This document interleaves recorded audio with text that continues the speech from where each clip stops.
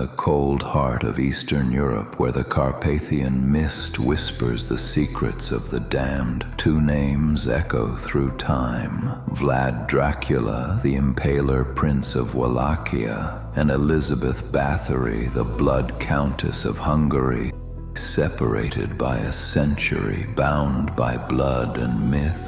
What if their souls were never truly apart? What if their story is not of two monsters, but of two lovers, cursed to find and lose each other again and again?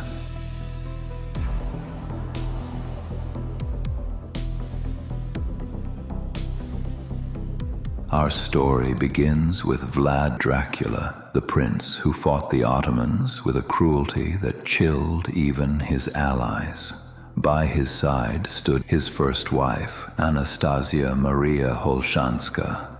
A noblewoman known for her otherworldly beauty was both his solace and his mirror. She loved a man forged in violence. He loved a woman whose gaze made him forget it. She was the only warmth Vlad ever allowed himself to feel. To him, she was the distant star he could never bear to lose. Yet fate cares little for love.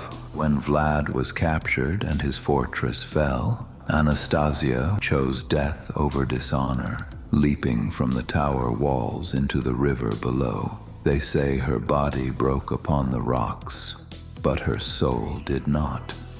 A century later, a child was born into the Bathory bloodline, Elizabeth, Countess of Szejde. Few knew that she carried the direct blood of the lost wife of Vlad Dracula. The same long, graceful neck, the same luminous eyes that seemed to remember another life. In her youth, Elizabeth met a man feared across the Ottoman frontier, Ferenc Nadasti, the Black Knight. He bore an uncanny resemblance to Vlad the Impaler. The same piercing gaze, sharp jawline, and cold majesty. Like Vlad, Ferenc's cruelty toward the Ottoman soldiers was legendary. He impaled, burned, and executed them without mercy, and as though repeating an old, familiar story written in blood. In esoteric traditions, some souls are known as twin flames, halves of a single divine spark, destined to reunite across lifetimes. When separated, they suffer. When together, they burn too brightly for the world to contain. Perhaps Vlad and Anastasia were such souls, he the darkness of vengeance, she the light that tempered it, yet together they consumed themselves in love and fury. Reborn as Elizabeth and Ferenc, they found each other once more. Drawn by a magnetism neither could explain, their union was passionate, violent, and doomed. Historians call it coincidence, shared bloodlines, mirrored cruelty, parallel tragedies, but the soul writes not in history, but in patterns. Two men born a century apart, identical in visage and rage.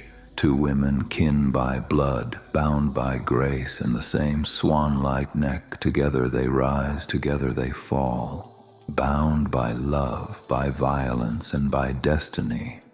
The world calls them monsters, but perhaps they are lovers, trapped in an endless loop, seeking redemption in each other's eyes, and finding only the reflection of their own darkness. Perhaps, in another age, the Dragon Prince and his Swan Maiden will meet again, not as conqueror and countess, nor as blood and shadow, but as two souls finally free from their legend.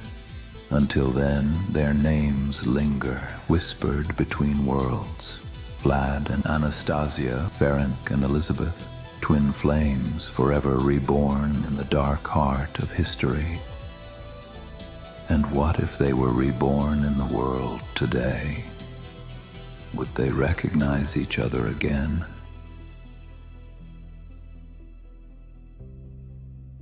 Let's just say they would. Both know. Isn't that right, Lizzie?